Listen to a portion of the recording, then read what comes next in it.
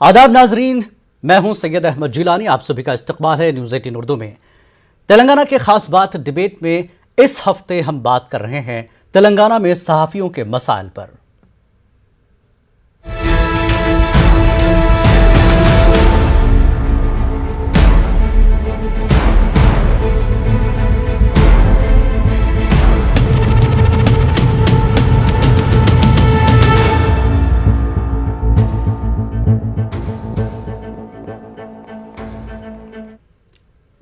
नाज़रीन, खास बात तेलंगाना डिबेट के जरिए हर हफ्ते अवामी मसाइल यानी पब्लिक इश्यूज को हम हुकूमत और इंतजामिया तक पहुंचाने की कोशिश करते हैं।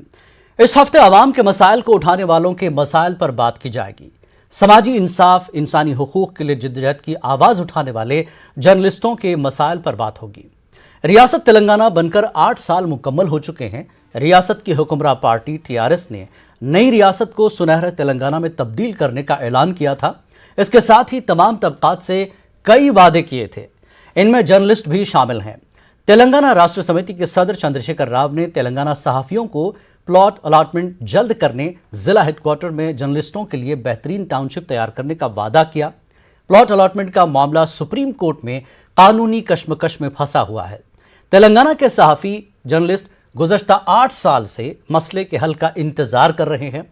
CM चंद्रशेखर राव ने जर्नलिस्टों को ट्रिपल बेडरूम मकान देने का ऐलान किया था। जर्नलिस्टों की हाउसिंग सोसाइटी का मामला 14 साल से रुका हुआ है।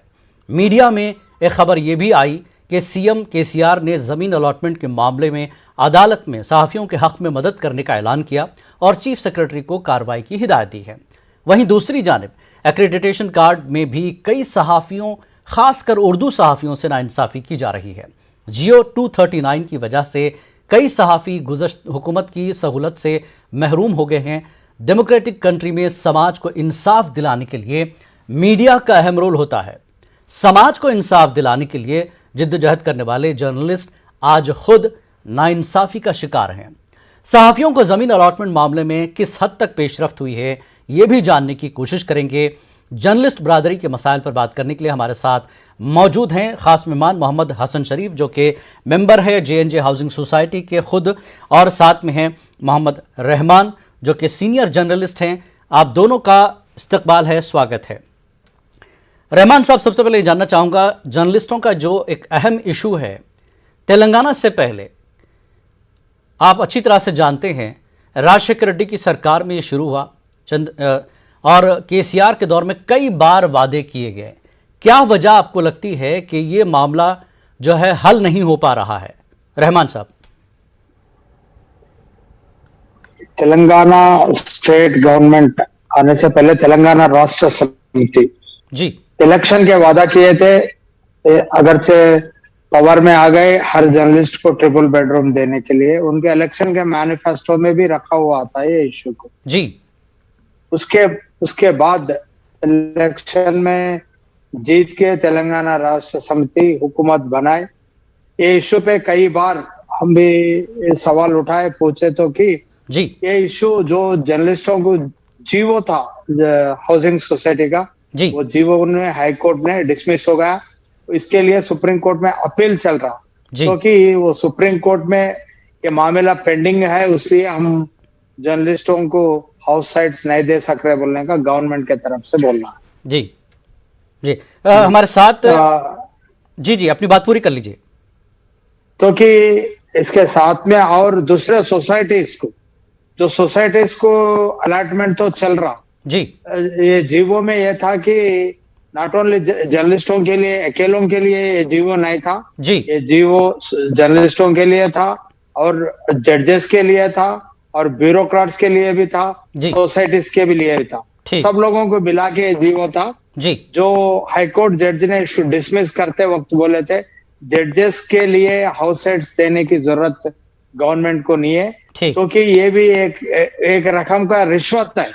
आप हाउस साइट्स देके जजमेंट्स आपके फेवर में लाना चाह रहे का, ये रकम एक रकम का रिश्वत है, इसको हम नहीं मानते बोल के वो लोग हाईकोर्ट में जीवो को डिसमिस कर दिए। ये मामला सुप्रीम कोर्ट में चल रहा, अभी तक सुप्रीम कोर्ट में फैसला नहीं हुआ। ठीक ठीक। हमारे साथ हसन शरीफ भी हैं, जो कि खुद हाउसिंग सोसाइटी में एक मेंबर भी हैं वो, और इस सिलसिले में काफ़ी कुछ काम कर रहे हैं।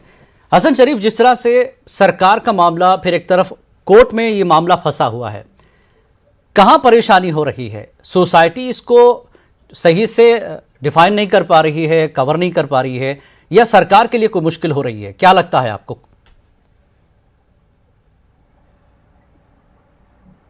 अस्सलाम वालेकुम। पहले housing society, JNJ housing society के नाम पे YS राजशेखर रेड्डी 70 एकड़ जमीन दिए चुके हैं जर्नलिस्टों के, सीनियर जर्नलिस्टों के जी। जब उस 14 साल पहले जी। उस निजामपेट में 32 एकर्स है जी। पेट बशीरबाग में 36 एकर्स, 36 एकड़ है, सब दो मिला के 70 एकड़ हुआ है जी। तो हाई कोर्ट में एक्चुअली जिसको जमीन या घर मकान हैदराबाद में है उसको नहीं देना, क्योंकि जर्नलिस्टों के साथ साथ जजेस, ब्यूरोक्रेट्स, MLA ये सबको मिला के जीवो था जी। तो हाई कोर्ट ये बोल चुकी है कि हैदराबाद में जिसको घर या जमीन है तो उसको नहीं देना चाहिए। ठीक। उसको हम हमारे गवर्नमेंट के थ्रू सुप्रीम कोर्ट में सवाल कर चुके हैं।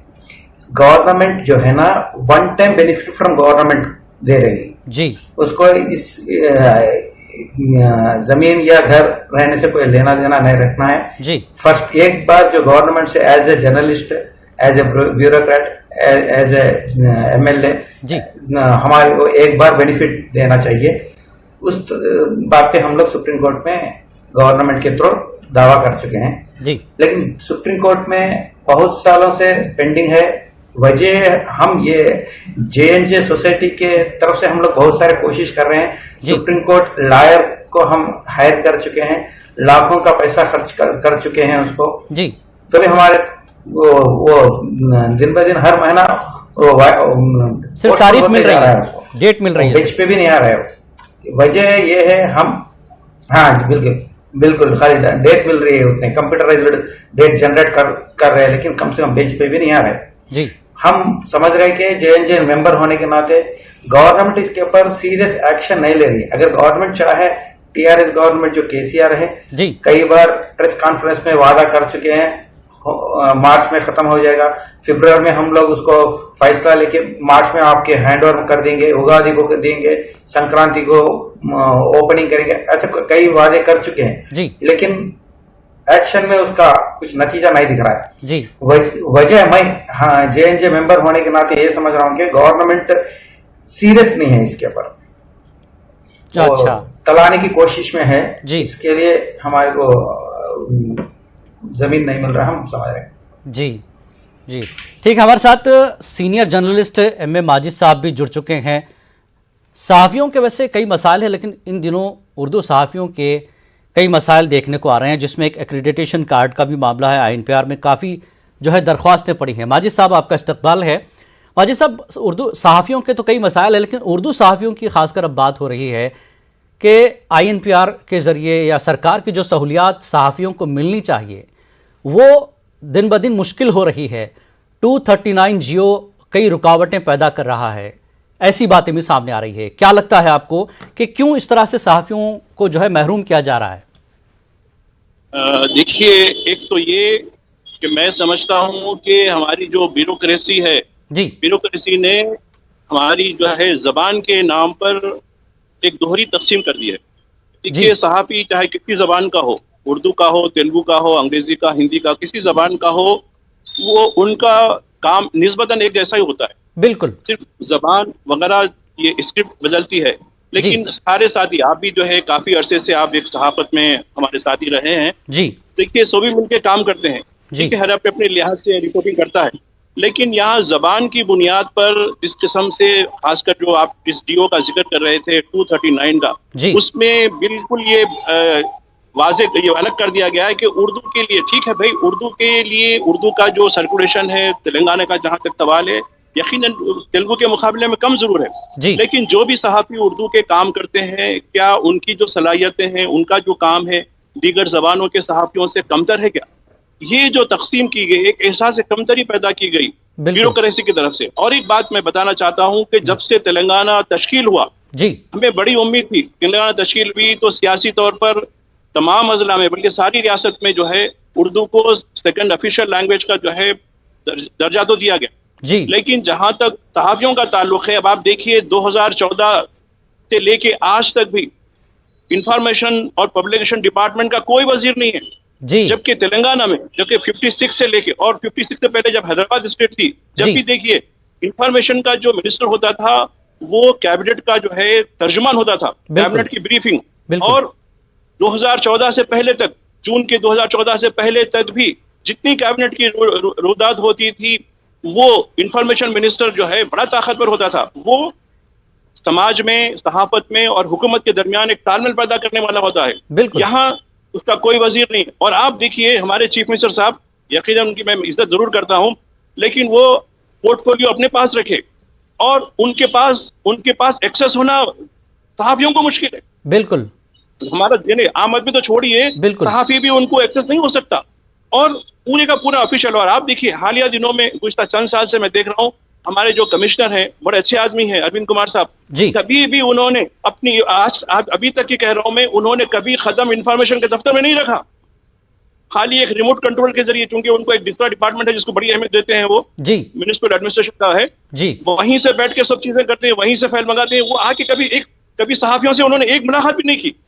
तो ये सहाफत के बारे में जब समाज यानी हमारी जी। ब्यूरोक्रेसी का, हमारी पॉलिटिकल लीडरशिप का अगर ये नजरिया है जी। तो सहाफी किधर जाएंगे, हमारे मसाइल कौन गिरेंगे। बिल्कुल। और उस जियो में जो आप बोले कि जो कुछ उसकी कमजोरियां हैं, जी। उसमें जबान की बुनियाद पर, इलाके की बुनियाद पर, आप देखिए असेंबली हल्के के लिए अलग, डिवीजन के लिए अलग, तेलुगु दीगर जबानों के लिए मिल जाता है, जी। उर्दू वालों को नहीं मिल पाता। बिल्कुल। क्यों? उर्दू वाले कमजोर है क्या? उर्दू वाले नहीं कर सकते? अब आप देखिए उर्दू के जो सहाफी हैं, आप भी जो है गांव-गांव जाते हैं, आप भी जो है जिला-जिला जाते हैं, मसाइल को देखते हैं। जी। उर्दू के सहाफियों के जितने मसाइल हैं दूसरी जबानों के सहाफियों को उतने नहीं है, क्योंकि उनकी मईशत कमजोर है। वो एक मैं समझता हूँ कि देहातों में काम करने वाला उर्दू का सहाफी, उर्दू का एक मुजाहिद है, मैं मानता हूँ उसको, क्योंकि वो जिस तरीके से जो काम कर रहा है, कमजोरी के बावजूद उर्दू से लगन, सहाफत से लगन के लिए काम कर रहा, उसको अगर सम्मान नहीं देंगे उसको, और आप देखिए कितने सैकड़ों कार्ड जो है यानी रिजेक्ट कर दिए गए। और इंडिपेंडेंट जर्नलिस्ट के नाम से हालिया दिनों में जो कुछ है कि भाई कहा कि भाई एक सहाफी, आप बताइए एक सहाफी 5 बड़े अखबारों में एक साथ आर्टिकल दें, कैसा देगा? बिल्कुल, आप बहुत जो इम्पैनल जो अखबार हैं उसमें अगर हो तो ठीक है, नहीं कहेंगे कि भाई ये जो हमारे अखबार हैदराबाद में जो 5 बड़े अखबार हैं उसमें आना।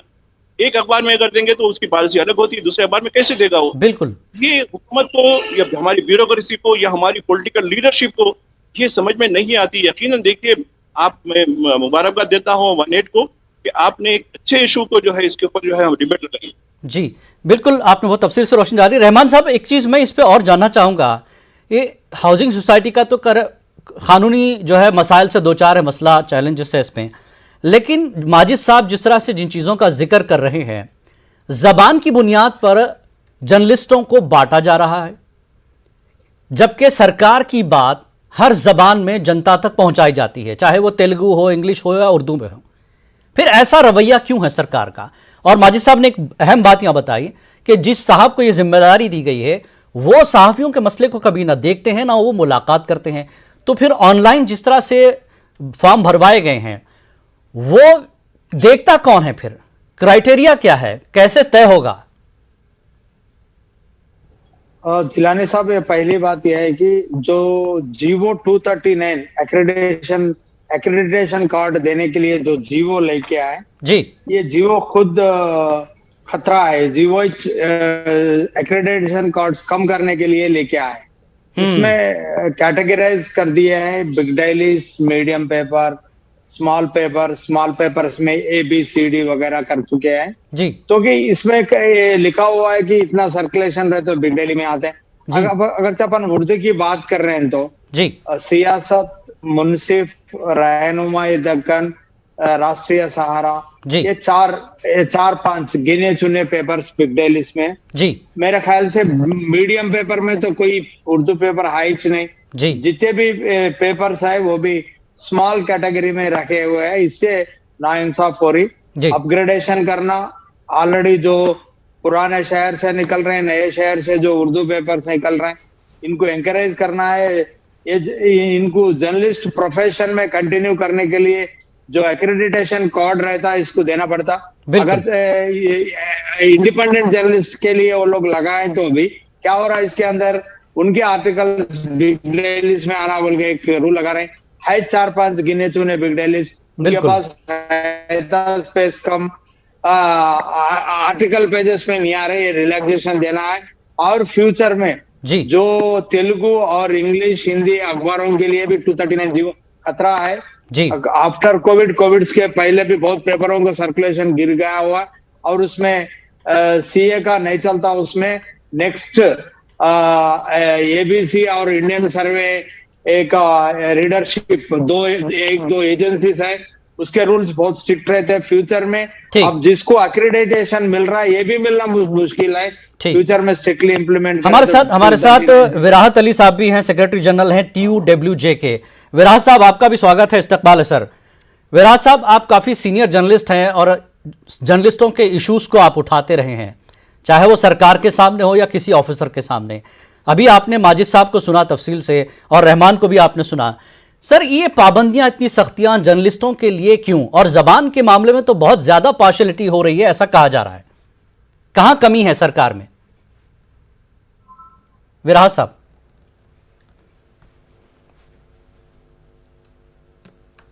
देखिए विराहत साहब का ऑडियो नहीं आ रहा है।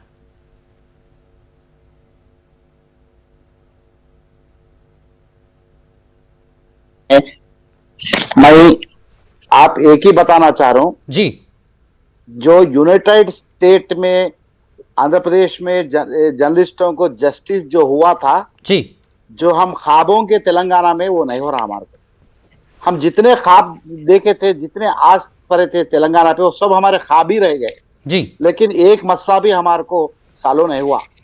स्पेशली आप बता रहे हैं उर्दू के बारे में जी, सही बोल रहा। उर्दू में आप यूनाइटेड स्टेट में जितना जस्टिस उर्दू जर्नलिस्टों को हुआ, अपनी जबान को, उर्दू जबान को हुआ बिल्कुल, लेकिन स्टेट में उर्दू जबान को असल कोई देखने वाले नहीं है और जबान को समझ वाले नहीं है जी। एक तरफ से हमारे चीफ मिनिस्टर साहब बोल रहे हैं हम सेकंड लैंग्वेज का उर्दू को बहुत कुछ ऑफिशियल लैंग्वेज कर रहे हैं, हम बहुत कुछ वो कर रहे हैं उर्दू के लिए बोल के हमारे चीफ मिनिस्टर साहब पब्लिसिटी कर रहे हैं, गवर्नमेंट पब्लिसिटी कर रही है। लेकिन यहाँ पे जो गवर्नमेंट को पब्लिक के बीच में जो मीडिएटरशिप करते जर्नलिस्ट है उन लोगों के लिए तो कुछ भी नहीं है। उर्दू जर्नलिस्ट स्पेशली मैं बात करना चाह रहा हूँ जी सर। यूनाइटेड स्टेट में क्योंकि आप स्मॉल पेपर बोल के छोटे पेपरों को रखते एक रिप्रेजेंटेशन को जी, वीडियो जर्नलिस्टों के एप्लीकेशन देने के लिए वीडियो जर्नलिस्ट एक रिप्रेजेंटेशन है जी, कैमरा में जर्नलिस्टों के रिप्रेजेंटेशन करने फोटो जर्नलिस्ट का एक रिप्रेजेंटेशन है आपको जी, और आपको हर लेडीज के विमेन के देखने के लिए विमेन रिप्रेजेंटेशन है आपको जी। वैसे ही हम सब मामूल जनरल एप्लीकेशन देने हम है, लेकिन फिर उर्दू को क्यों निकाल दिए? उर्दू को उर्दू जर्नलिस्ट का रिप्रेजेंटेशन क्यों निकाला गया जी? इसकी वजह क्या है? हम हर मीटिंग में पूछ रहे हैं जी, उर्दू का रिप्रेजेंटेशन लाइए क्योंकि उर्दू के जर्नलिस्ट को भी एप्लीकेशन आते। अब इससे पहले हमारे जमील भाई बताए जी, असल इतना मैं क्या बोलना उसको कैसा उसको करना में समझ में नहीं आ रहा, लेकिन ठीक है उर्दू के। लेकिन विराज साहब ये उर्दू के आप इतने बड़े जर्नलिस्ट, माजिद साहब हैं, आप हैं, रहमान है, हसन शरीफ है, ये आप लोगों ने अपना ये साफियों की ये आवाज पहुंचना, उर्दू की आवाज पहुंचना सरकार के पास बोलकर हम हर मीटिंग में जो तेलंगाना वर्किंग जर्नलिस्ट यूनियन अभी तक इतने एजिटेशन किए हम डिस्ट्रिक्ट लेवल से इवन दिल्ली हेडक्वार्टर में भी जाके, इंडिया के हेडक्वार्टर में कैपिटल सिटी में जाके भी हम एजिटेशन किए जर्नलिस्टों के मसलों के लिए। उसमें हमारा स्पेशल डिमांड कभी भी क्या रहा? उर्दू जर्नलिस्टों को इंसाफ करिए, असल उर्दू जर्नलिस्टों को जस्टिस करिए, उन लोगों को नाइंसाफी हो रही। हमारे हर डिमांड में, हर एजिटेशन में हम उर्दू को स्पेशली कोड कर रहे हैं जी। लेकिन क्या बोलते तेलुगु में एक मसला था, किसके सामने जाके हम क्या फूके तो उनको क्या सुने नहीं आ रहा जी। लेकिन विराज साहब 239 जो जियो है, रहमान यही बता रहे, माजिद साहब यही बता रहे हैं कि ये जियो लाया ही इसलिए गया है कि सहाफियों को छांटा जाए, कम से कम जो है सरकार को नुकसान हो, सरकार का खर्च बचाया जाए। उर्दू जर्नलिस्टों के लिए ही नहीं, 239 जियो एक्चुअली बोले तो स्मॉल पेपर्स, मीडियम पेपर्स जो उन लोग बेचारे इतने मेहनत करके पेपर चलाते और चैनल चलाते, उन लोगों के लिए बहुत नुकसान का जीवो है वो। वैसी उर्दू वालों को, अरे उर्दू की जबान आप ऑफिशियल लैंग्वेज कर रहे हैं, ऑफिशियल लैंग्वेज उर्दू बोले तो उर्दू को आप बिग पेपर में कितने पेपरों को रखे आज उर्दू पेपर इंटरनेशनल जा रहे हैं, उर्दू चैनल्स इंटरनेशनल में देख रहे हैं जी। आपको तेलुगु चैनल्स नहीं देख रहे हैं, तेलुगु चैनल्स तेलुगु स्टेट्स पार नहीं हो रहे हैं, लेकिन जो उर्दू की चैनल्स सैटेलाइट चैनल्स आज आपको पूरे ओवरऑल इंडिया में देख रहे हैं, और उसके बाद इंडिया के बाहर आप किधर भी जाइए, गल्फ कंट्रीज हो अदर कंट्रीज में भी उर्दू के चैनल्स देख रहे हैं। आज न्यूज 18 आप लगाया जर्नलिस्टों के मसलों पे, मैं बहुत शुक्रिया अदा कर रहा हूं, क्योंकि कोसा चैनल आज जर्नलिस्टों के तकलीफों को बाहर लाने की कोशिश नहीं की, आप वो कोशिश किए, इसलिए मैं तेलंगाना वर्किंग जर्नलिस्टों की तरफ से आपको मैं शुक्रिया अदा करते हुए मैं यही बोल रहा हूं कि उन लोगों को बिग पेपर में उन लोगों को उनका पोजीशन को क्यों नहीं बढ़ा रही सरकार गवर्नमेंट, बिल्कुल। इसलिए हम किसी हाल अब नेक्स्ट हमारे एजुटेशन का कैलेंडर है, वो एजुटेशन में डेफिनेटली हम उर्दू जर्नलिस्टों को उर्दू जबान को जस्टिस करने के लिए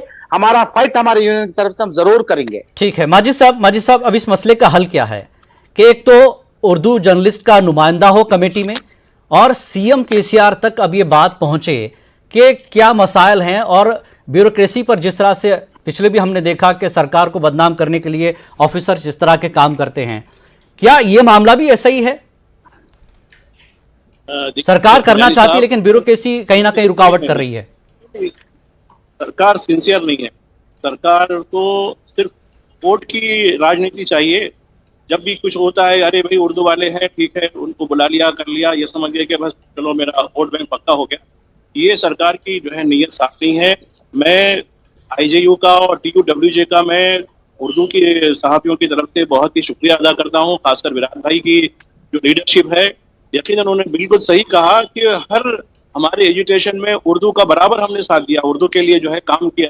और तो यकीनन देखिए ये हम इनके साथ विराट साहब के साथ तकरीबन 20,000 तेलुगु जर्नलिस्टों का सपोर्ट है, तेलुगु वाले सपोर्ट कर रहे हैं उर्दू के लिए। ठीक देखिए आप, हमारी जो ब्यूटी है, हमारी जो तहजीब की ब्यूटी है, लिंग्वल इंटीग्रिटी है, 20,000 तेलुगु वाले विराट भाई के पीछे लीडरशिप में उर्दू के काज के लिए काम कर रहे हैं। बहुत बड़ी बात। हमारी जो सरकार है, अभी उन्होंने एक मिसाल दे रहे थे, मैं वो मिसाल उर्दू में ये है कि भैंस के सामने बीज बजाना भैंस के सामने बीज बजाना वो करेक्ट जी। हसन शरीफ काफी देर से हमारे साथ हैं, हसन शरीफ जो कि जेएनजे हाउसिंग सोसाइटी के मेंबर भी हैं। हसन शरीफ, अब मसला का हल क्या है? सोसाइटी में भी काफी जो है टकराव सुनने में आ रहा है कि टकराव है, और एक खबर यह भी आई कि सीएम ने इस मामले को आगे बढ़ाने के लिए कोर्ट की कार्रवाई में मदद करने की बात की है। कितना यकीन किया जाए? सोसाइटी की तरफ से भी यह बात आई है सामने।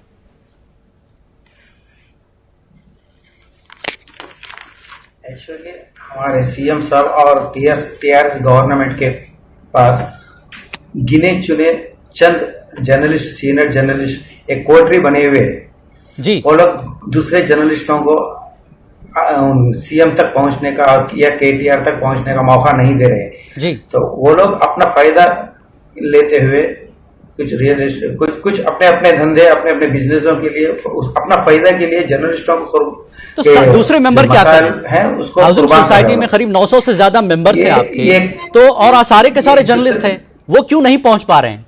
जी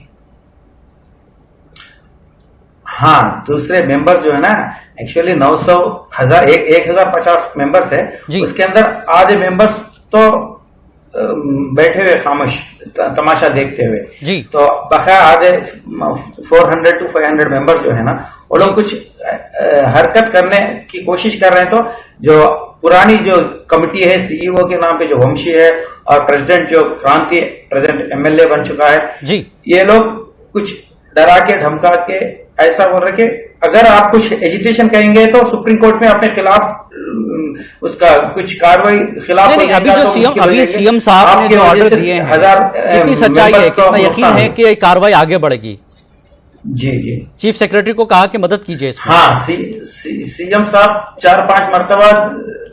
4-5 मरतबा वादा कर चुके हैं, लेकिन एक वादा भी एक्शन में नहीं हुआ जी। तो फिलहाल एक उम्मीद है चीफ सेक्रेटरी से, और कुछ सुप्रीम कोर्ट को कुछ एफिडेविट भेजने के लिए हम कोशिश कर रहे हैं बोले जी।